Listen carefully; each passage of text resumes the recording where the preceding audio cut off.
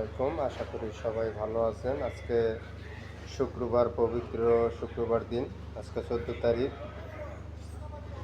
একটা কথা বলার জন্যে, কথাটা হলো এই যে কালকে আসিয়া 13 তারিখে সে দুপুর 1টা বাজে যে মারা গেল।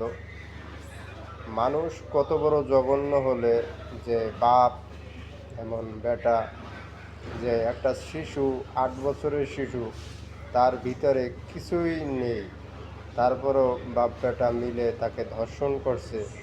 মানে এটা খুবই খারাপ জন্য একটা কাজ। এটা এত পরিমাণ ঘৃণ্যজাত একটা পুরুষ, যে আমাদের বাংলাদেশে যে কত মেয়েরা ধর্ষণ হয়। আজ তো কোনো আইন পাশ হয় নাই যে সরকার যে ধর্ষণকারীকে রাস্তায় পাথর মেরে মেরে ফেলবে, এরকমের আইন করা হয়নি। ধর্ষণকারীর আবার কি 90 দিন, আর কি 40 দিন, আর কি 20 দিন, তাকে ধর্ষণকারীকে জনগণের হাতে তাড়াতাড়ি তুলে দেবে এবং জনগণ পিটিয়ে মেরে ফেলায়। শেষ। এর বিচারই হলো পিটিয়ে মেরে ফেলায়।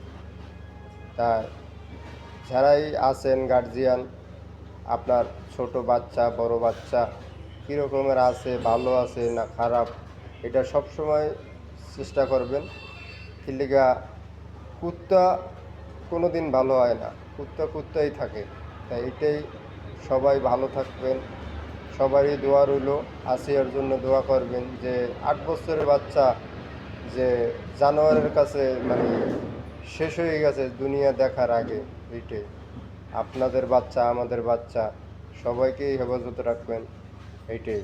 আর সবাই ভালো।